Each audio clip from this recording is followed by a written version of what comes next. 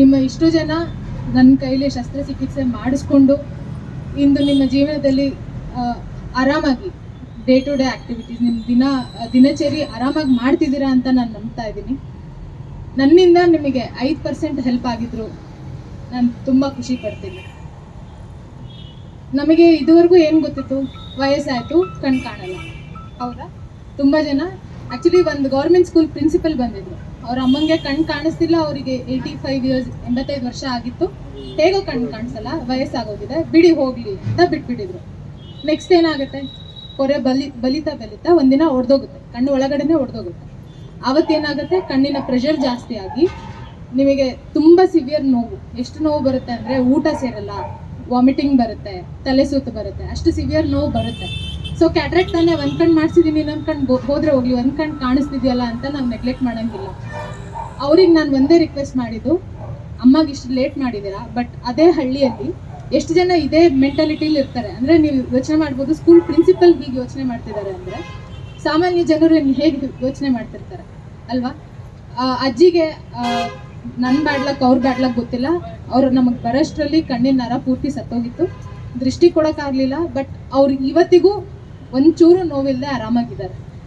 ಆ ಸರ್ಜರಿ ಮಾಡಿದ ದಿನ ಗೌರ್ಮೆಂಟ್ ಹಾಲಿಡೇ, ಎಲ್ಲೂ ಏನೂ ಫೆಸಿಲಿಟೀಸ್ ಇರಲಿಲ್ಲ. ನನಗೂ ಬೆಂಗಳೂರಿಗೆ ಕಳಿಸೋಷ್ಟು ಮನಸ್ಸಿರಲಿಲ್ಲ. 85 ವರ್ಷ ವಯಸ್ಸು ಅಜ್ಜಿನ ಬೆಂಗಳೂರವರೆಗೂ ಕರ್ಕೊಂಡು ಹೋಗಿ ಅನ್ನೋದು ನನ್ನ ಮನಸ್ಸಿಗೆ ಒಪ್ಪಲಿಲ್ಲ. So it was very risky, ಯಾಕಂದರೆ ಎಲ್ಲೂ ಏನೂ ಫೆಸಿಲಿಟಿ ಇಲ್ಲದೆ ನಾವು ಆ ಸರ್ಜರಿ ಮಾಡಿದ್ದು. ಬಟ್ ಇವತ್ತು ಅಜ್ಜಿ ನೋವಿಲ್ಲದೆ ನೆಕ್ಸ್ಟ್ ಆಪ್ರೇಷನ್ ಮಾಡಿದ ನೆಕ್ಸ್ಟ್ ಡೇ ಬಂದು ಹೇಳಿದ ಒಂದೇ ವಿಷಯ, ನಾನು ಊಟ ಮಾಡಿ 1 ವಾರ ಆಗಿತ್ತು, ಇವತ್ತು ನೋವಿಲ್ಲ, ಊಟ ಸೇರ್ತಿದೆ, ನಾನು ವಾಮಿಟಿಂಗ್ ಮಾಡಿ 2 ಡೇಸ್ ಆಗ್ತಿದೆ ಇವಾಗ. ಅಷ್ಟು ನನಗೆ like I was very happy.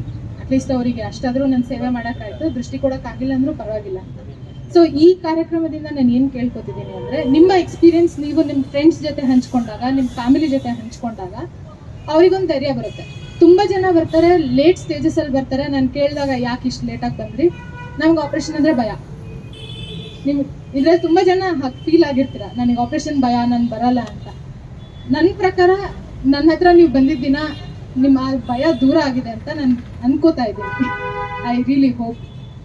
So ನಿಮ್ಮ ಅನಿಸಿಕೆ ನೀವು ನಿಮ್ಮ ಫ್ರೆಂಡ್ಸ್ ಜೊತೆ ಆಗಲಿ ಫ್ಯಾಮಿಲಿ ಜೊತೆ ಆಗಲಿ ಹಂಚ್ಕೊಂಡಾಗ ಅವರಿಗೊಂದು ಧೈರ್ಯ ಬರುತ್ತೆ, ಅವರಿಗೊಂದು ಐಡಿಯಾ ಬರುತ್ತೆ. ಯಾಕಂದರೆ ಇಲ್ಲಿ ಮೋಸ್ಟ್ಲಿ ಮಾಡ್ತಿರೋದು ಕೈಯಲ್ಲಿ ಸರ್ಜರಿ, ಲೇಸರ್ ಬೇರೆಯವರೆಲ್ಲ ಮಾಡೋದು ತುಂಬ ಕಮ್ಮಿ. ಸೊ ಅವರಿಗೆ ಮೈಂಡಲ್ಲಿ ಏನಿದೆ ಅಂತಂದರೆ, ಹೋಗ್ತೀವಿ 3 ದಿನ ಅಡ್ಮಿಷನ್ ಮಾಡಿಸ್ಕೋತಾರೆ, ಆಪ್ರೇಷನ್ ಮಾಡ್ತಾರೆ, ಆಪ್ರೇಷನ್ ಆದಮೇಲೆ 2 ದಿನ ಇರುತ್ತೆ, ಪ್ಯಾಚ್ ಹಾಕ್ತಾರೆ, ಇಂಜೆಕ್ಷನ್ ಕೊಡ್ತಾರೆ. ಇದೆಲ್ಲ ಮೆಂಟಾಲಿಟಿ ತುಂಬ ವರ್ಷಗಳಿಂದ ಕೋಲಾರ ಜನತೆಯಲ್ಲಿ ಇದೆ. ಯಾಕೆ ಅಂತಂದರೆ ಇಲ್ಲಿ ಲೇಸರ್ ಫೆಸಿಲಿಟಿ ಇರೋದು ತುಂಬ ಕಮ್ಮಿ.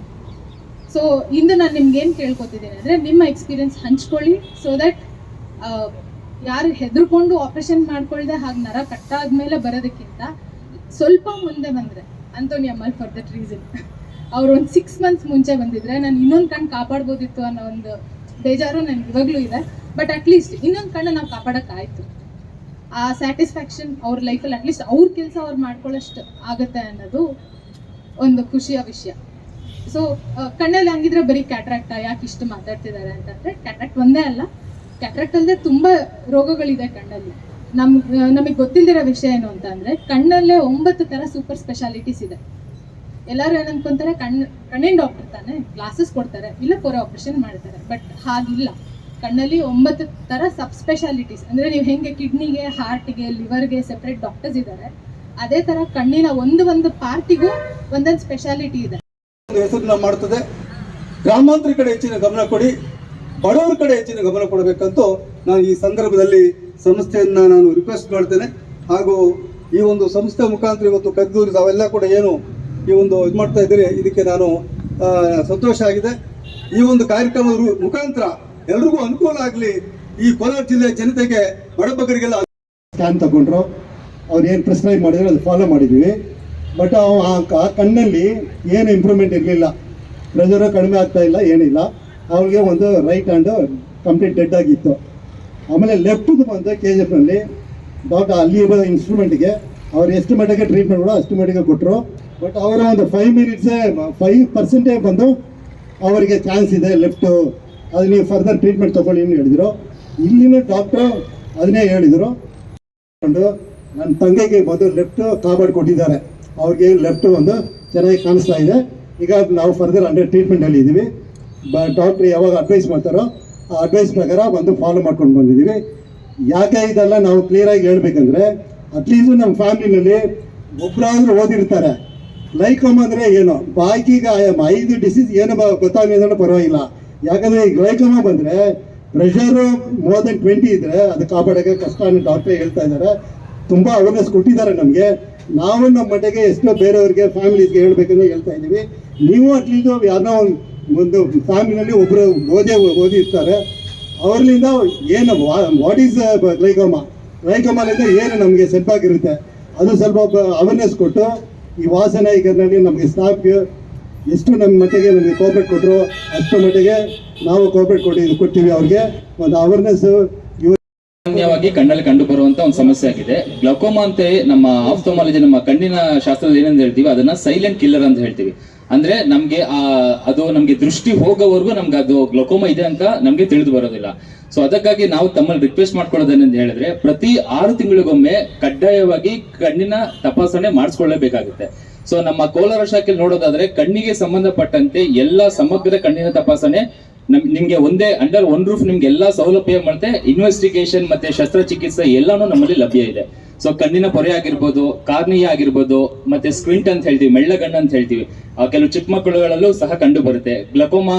ಮತ್ತೆ ಚಿಕ್ಕ ಮಕ್ಕಳಲ್ಲಿ ಹತ್ತಿರದ ದೃಷ್ಟಿ ಮತ್ತು ದೂರದೃಷ್ಟಿಗಳು, ಈ ತರ ಕಣ್ಣಿಗೆ ಸಂಬಂಧಪಟ್ಟಂತೆ ಎಲ್ಲಾ ಬಗೆಯ ಸಮಸ್ಯೆಗಳಿಗೆ ನಮ್ಮ ವಾಸನೈಕ್ಯನಲ್ಲಿ ನಮ್ಮ ನುರಿತ ವೈದ್ಯರಿಂದ, ನೇತ್ರ ತಜ್ಞರಿಂದ ಶಸ್ತ್ರಚಿಕಿತ್ಸೆ ಹಾಗೂ ಇನ್ವೆಸ್ಟಿಗೇಷನ್ ತಪಾಸಣೆ ಎಲ್ಲವೂ ಲಭ್ಯ ಇರುತ್ತೆ. So thank you so much sir. ನಿಮ್ಮ ಅನಿಸಿಕೆ ಕೇಳ್ಕೊಡ್ತೀನಿ. ಈಗ ನಮ್ಮಲ್ಲಿ ಯಾರಾದ್ರೂ ಸರ್ಜರಿ ಮಾಡಿಸ್ಕೊಂಡಿದ್ದೀರಾ ನಮ್ಮ ಕೋಲಾರ ಬ್ರಾಂಚ್ ಅಲ್ಲಿ? ಸತಾವ ಹೌದಾ ಸರ್? ನಿಮ್ಮೊಂದೆರಡು ನಿಮ್ಮ ಹೆಸರು ಮತ್ತೆ ತಾವು ಎಲ್ಲಿಂದ ಬಂದಿದ್ದೀರಾ, ನಿಮ್ದು ಅಭಿಪ್ರಾಯವನ್ನು ಹಂಚ್ಕೊಳ್ಳಿ. ಎಲ್ಲರಿಗೆ ನಮಸ್ಕಾರ. ನಾವು KGF ಬಂದಿದ್ದೀವಿ. ನನ್ನ ಹೆಸರು ಎಂ ಪಾತಿರಾಜ್ ಅಂತ, ನಮ್ಮ ತಮ್ಮ ಹೆಸರು ಮಿಸ್ಟರ್ ಮೈಕೆ, ಪೇಷಂಟ್ ಹೆಸರು ಅಂತೋನಿ ಅಂತ.